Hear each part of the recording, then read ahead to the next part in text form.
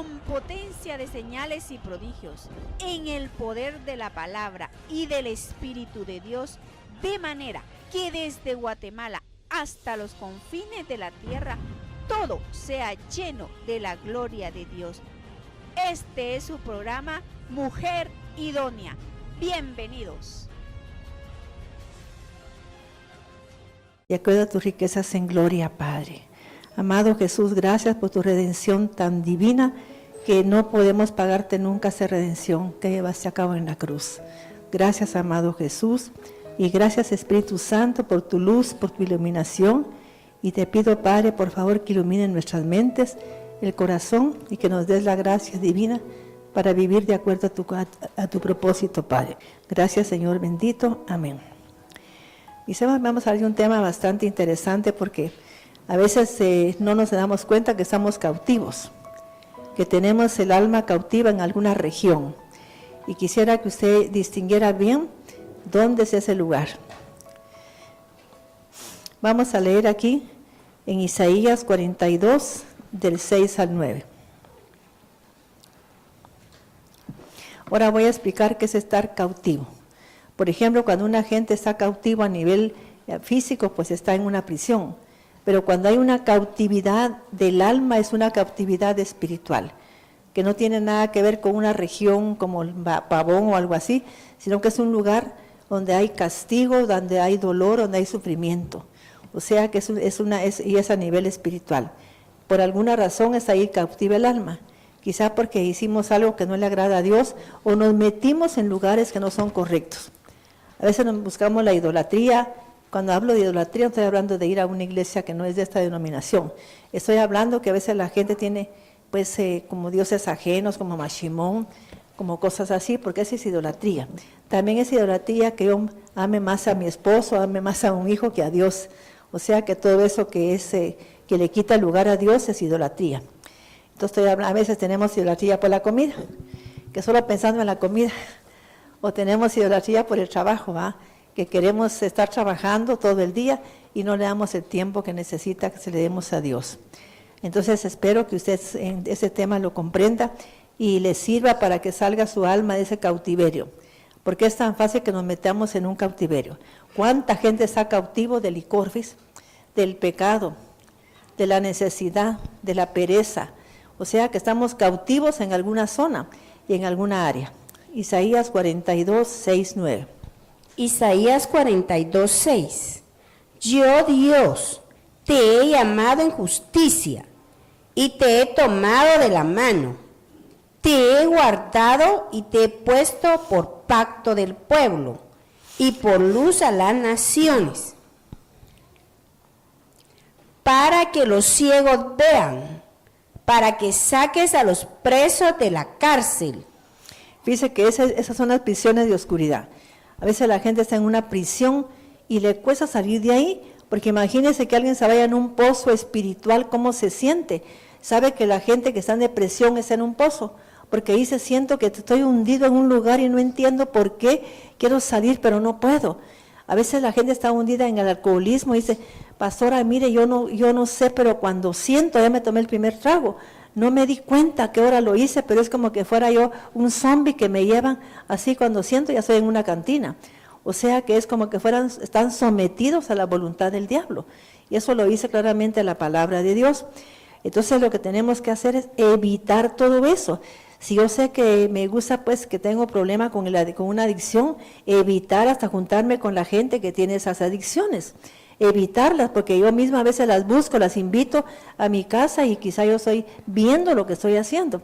Dice que yo miro una persona que conozco, que le molesta tanto que el esposo tome, pero cuando va a almorzar lo lleva a un lugar y le pide, ella misma le pide una botella.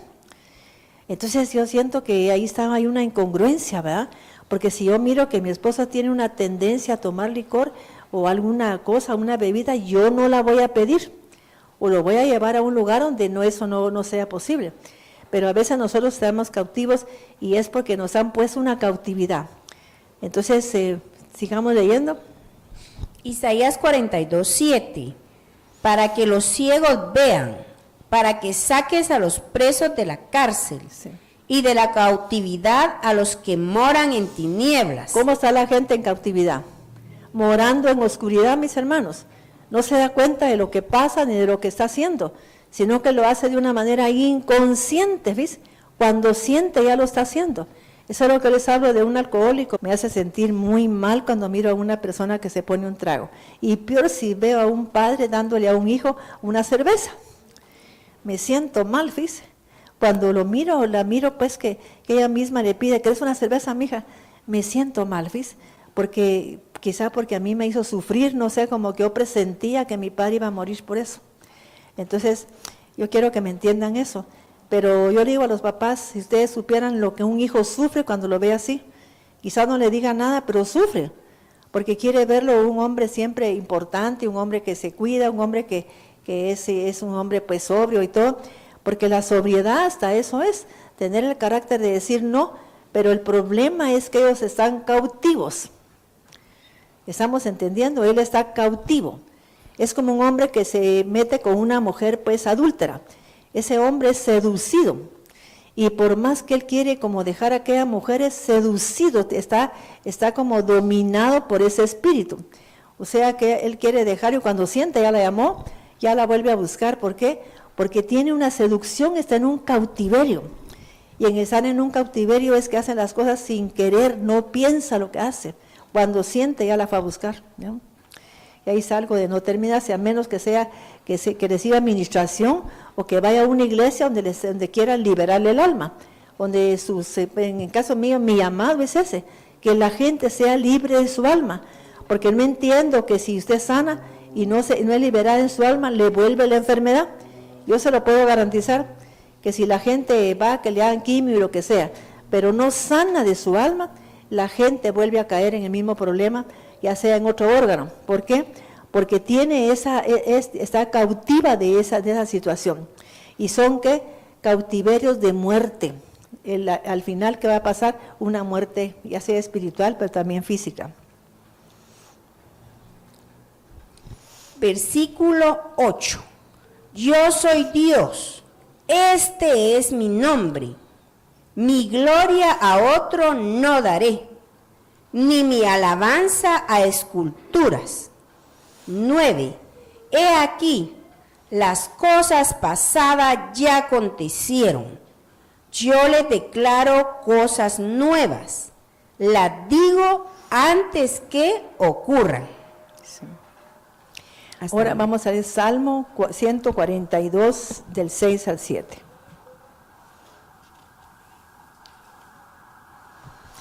Y Salmo 69, del 1 en adelante.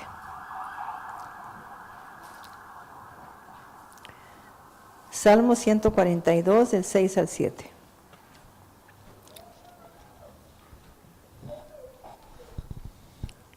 Salmo 142, versículo 6. Atiende mi clamor.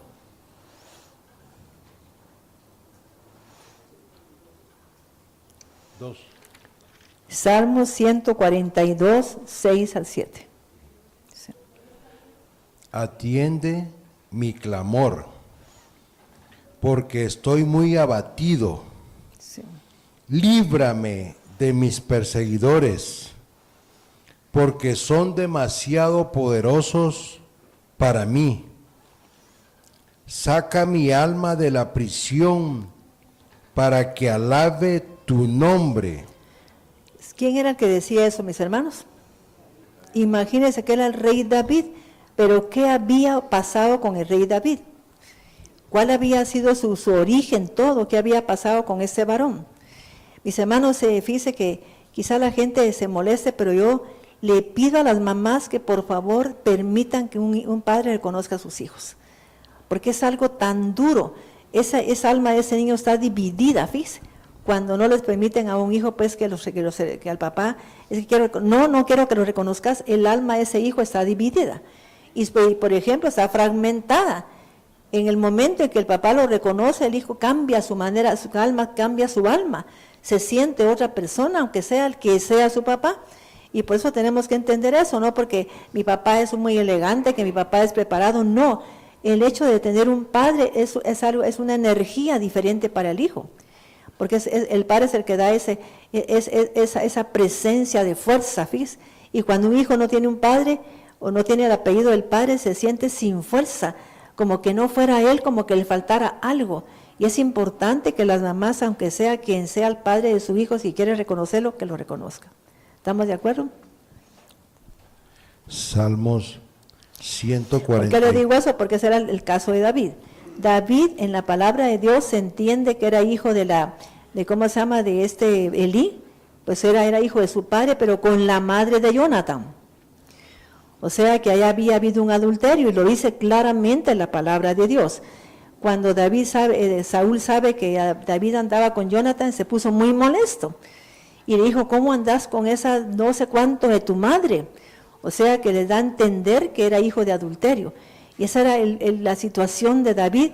David, en toda la palabra de Dios, aunque era un hombre conforme al corazón de Dios, siempre sentía que lo perseguían, sentía que estaba en un pozo de desesperación, sentía que estaba profundamente hundido. Su alma se mantenía, mis hermanos, con una depresión, con un dolor, con una opresión en el alma, debido a esa dualidad de su alma. ¿Ves?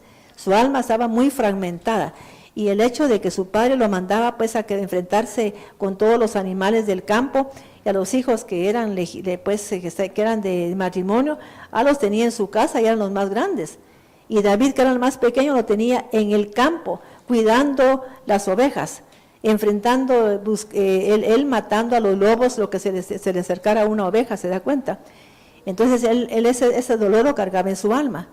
Y eso mismo pues hizo que el Señor dijera que era un hombre conforme a su corazón, porque se volvió obediente cuando hubo quien lo amó, ¿ves? Como que era Dios pues que lo amaba. Y Dios nos acepta como somos y como estamos. Salmos 142, versículo 7. Saca mi alma de la prisión para que alabe tu nombre. Los justos se coronarán por mi causa, porque obrarás con bien conmigo. Amén.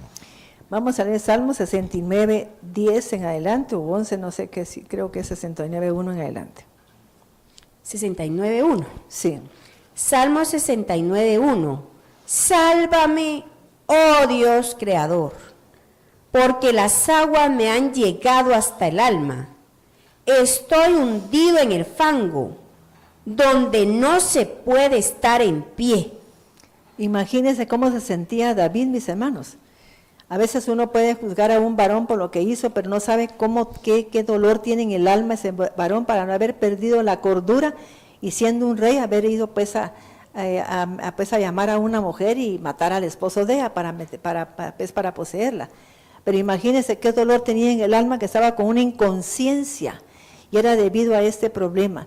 Eso se juzga a una persona, a una mujer, a un hombre por lo que está haciendo, pero usted no sabe qué tiene esa persona, a estar bajo el efecto de alguna opresión, de algún cautiverio, como en el caso que vemos de David. Él estaba totalmente en cautiverio, en prisiones de oscuridad, ¿ves? Y él lo dice muchas veces en la palabra de Dios. A mí me llama la atención esta palabra aquí en el Salmo 69.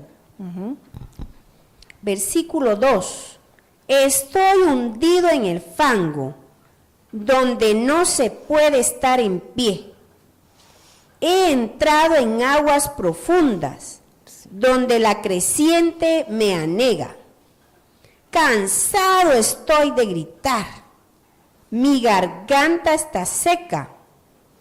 Mis ojos desfallecen mientras espero al Creador. Más que los cabellos de mi cabeza son mis enemigos sin causa. Poderosos son los que quieren destruirme, siendo mis enemigos sin causa. Hasta lo que sin fraude tomé, tengo que devolver. Oh Dios creador, tú conoces mis transgresiones, y mis pecados no te son ocultos. No sean avergonzados por causa mía los que en ti confían. Oh Dios, creador de los ejércitos, no sean confundidos por causa mía los que te buscan, oh creador de Israel. Por ti he soportado reproches, vergüenza ha cubierto mi rostro. Me he tornado un extraño para mis propios hermanos y un desconocido a los hijos de mi padre. Así es. Por el celo de tu casa me ha consumido, porque el celo de tu casa me ha consumido. Y los vituperios de los que te vituperaban han caído sobre mí. Ahora leamos el Salmo 49:5. Vemos que el Seol está relacionado con la muerte. El Seol significa pues el lugar de la muerte. Vamos a leer ese salmo. Salmo 30, 49:5. Salmo, sí. Si es 30 es del 1 en adelante. Salmo 31. Sí. Te exaltaré, oh Dios, porque me has levantado y no toleraste que mis enemigos se alegren de mí. Dios creador, te rogué y me sanaste. Oh Dios, sacaste mi alma del Sheol. Sí. Me volviste a la vida para no acompañar a los que descienden a la fosa. Canten a Dios, ustedes sus justos, alaben su santo nombre, porque reprensión hay en su ira y vida en su voluntad. El llanto dura toda la noche, pero a la mañana vendrá la alegría. En mi tranquilidad dije, jamás seré conmovido. Tú habías establecido, oh Dios, que mi monte sería en una fortaleza. Ocultaste tu rostro y fui turbado. A ti, oh Dios, clamé. Y al Señor hice mi súplica. ¿De qué sirve derramar mi sangre si he de bajar a la corrupción? El polvo no te alabará. Mis hermanos, ahora dígame una cosa así en serio. ¿Usted ha visto que hay gente que busca meterse en esos lugares? Ellos mismos. ¿Por qué será que ellos mismos buscan esos lugares? Se van a una cantina ellos mismos, nadie los lleva. Se van a un lugar de vicio, ellos mismos se van a un lugar pues, donde es de perdición, sin que nadie los lleve. Y a veces decimos, ay, pobre fulano, lo mató tal, fulano de tal, pero a veces la misma gente se mata con ella misma, con su propia mano. Se mata, yendo a lugares que no son correctos. Por ejemplo, hay gente que si no le contesta a Dios, busca la brujería. Y cuando busca la brujería, ¿qué está pasando con ella, con esa persona? ¿Qué pasa? ¿Qué pasa con la gente que busca la brujería? ¿Ah? ¿Cómo? Se contamina totalmente, mis hermanos. Pero totalmente, mire, es como que fuera atrapada su alma en ese lugar. En ese lugar le atrapan el alma. Si leemos, por ejemplo, ¿cómo se llama? Ezequiel 13, se va a dar cuenta que son lugares donde le atrapan el alma a la gente. Atrapar el alma es que se la cazan al vuelo, ¿ves? La gente no sabe ni en qué momento el alma queda atrapada en ciertos lugares. Y quizás un lugar de tristeza, de tormento, y la gente empieza una vida que no sabe ni por qué. Para mí David estaba atrapado en un lugar de tormento. Lea sus salmos, todos son de tormento. ¿Por qué te abates, alma mía? ¿Por qué te turbas dentro de mí? Espera en Dios, ¿no? Y solo hablando de que se sentía hundido, que se sentía que el fango lo jalaba. Fíjese, o sea que quedó atrapado en esos lugares de tormento. Y mucha gente por meterse a la brujería y a lugares así, empieza a ser atormentada. Entonces yo le ruego a la gente que por favor lo piense porque después la descendencia de él es la que tiene problema. No eres tú ni nada, sino que la descendencia. Vamos a leer, mis hermanos, aquí en el Salmo 107. Como una vez que yo supe que a un niño, a un joven le dijeron, mira, fíjate que tú no sirves para nada. Y nunca pudo hacer nada. Y entonces un maestro se equivocó en un examen y estaba leyendo el pensum de otro y dijo, Dijo el nombre de él, es que tiene un pensum tan elevado, que es un niño tan genial, y era un hombre que no pasaba de 1 grado. Y que ese se volvió genial por lo que el otro dijo. O sea que la mente asimila información cuando es una cosa que le sube la autoestima, como que la graba inmediatamente y la procesa y la proyecta para manifestarlo. Vamos a leer el Salmo 107, porque necesito, mis hermanos, que la gente se dé cuenta de lo delicado que es a veces meterse en lugares de sombra y de muerte, meterse en ciertos caminos que son equivocados. La Biblia dice hay caminos que le parecen al hombre derechos y su final son caminos de muerte. Salmo 107, versículo 1. Alaben a Dios, porque Él es bueno, porque para siempre es su misericordia. Así digan los redimidos de Dios, a quienes Él libró de la mano del adversario. Por eso yo pido a la gente, que toda la gente que mire un hijo con problemas, que lo redima, que le pida a Cristo que lo redima, porque son redimidos. Cuando son redimidos, el Señor los libra ¿de qué? Los saca de la mano de donde estén. Miren lo que dice ahí. Ese salmo, mis hermanos, es por excelencia un salmo precioso, que le sirve a uno de mucha liberación espiritual, y le libera el alma, le libera el espíritu también, porque sirve de mucha liberación total. Oigamos eso que dijo el hermano. Versículo 2.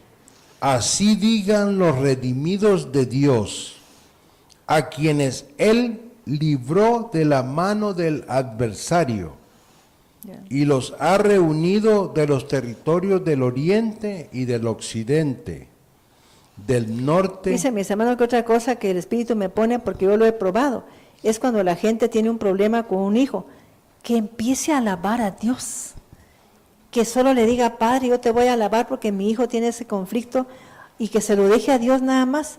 Mire, yo el primer libro que leí pensé que se trataba de otra cosa porque me acababa de convertir y decía de la prisión a la alabanza. Yo pensé que era un cantante, ¿verdad? Que era un cantante de la prisión a la alabanza.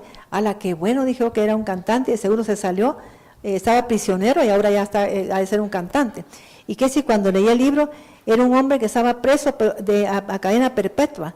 Pero a veces eso, cadena perpetua, quiere decir que hizo algo muy malo, porque estaba en una prisión él mismo. Entonces él empezó a alabar al Señor y a alabar a Dios, porque llegaron a predicar ahí, y que si como a los 7 días lo llamaron, que había orden de arriba que lo sacaran, ¿sí? Y no saben nunca quién ordenó eso. Y salió. Y estaba tan asombrado porque él estaba pues juzgado a cadena perpetua. Y sin embargo, lo sacaron de la prisión. O sea que él salió de la prisión por alabar a Dios. Alabando a Dios. Versículo 3. Y los ha reunido de los territorios del oriente y del occidente, sí, del norte y de las islas del mar. Se extraviaron en el desierto, en un lugar sin agua, y no hallaron el camino a ciudad habitada. Tuvieron hambre y sed, y su alma desfallecía en ellos. Entonces, en su angustia, clamaron a Dios, y Él los libró de sus aflicciones y los guió por camino recto. Mis hermanos, ¿qué es clamar a Dios? ¿Será que es decir, Señor, por favor, te pido que salves a mi hijo? ¡Señor! ¿Eh? O sea que es como que uno pide una ayuda así como de urgencia. Señor, ten misericordia de mi hija, Padre. ¿No? En ese momento hay un clamor. Señor, por favor, yo te clamo. Clama a mí, yo te responderé y te diré cosas maravillosas que tú no conoces. ¿No? En ese momento suceden milagros. Pero tenemos que hacerlo con el corazón. Padre, por favor, ya no puedo como madre más. Te pongo a mi hijo en tus manos. Señor, ten misericordia. En ese momento todo cambia. ¿Me? Así tenemos que hacer las mamás, no estar ahí. Mire, papito, por favor, cambie. No va a cambiar el hijo así. Nadie cambia, ni el marido, peor se pone. ¿La vio? Jamás. Entonces, por eso no hay que pedirle, no hay que rogar a santos que no hacen milagros. porque no hacen un milagro cuando están así todos enredados y todos aturdidos y pues están cautivos del pecado, de una situación así, es por demás. Yo le digo a la mamá, ya deje de quejarse, ya deje de decirle nada a su hijo, no, suéltelo, usted haga su trabajo sola. Y miro lo interesante que es cuando la persona, la mujer especialmente, tiene algo que se acerca más a Dios, pero así hacerlo con esa forma. Con potencia de señales y prodigios, en el poder de la palabra y del Espíritu de Dios, de manera que desde Guatemala hasta los confines de la tierra, todo sea lleno de la gloria de Dios. Este fue su programa, Mujer Idónea. Gracias por sintonizarnos. Lo esperamos en el próximo programa con doctora Maite de Cuevas.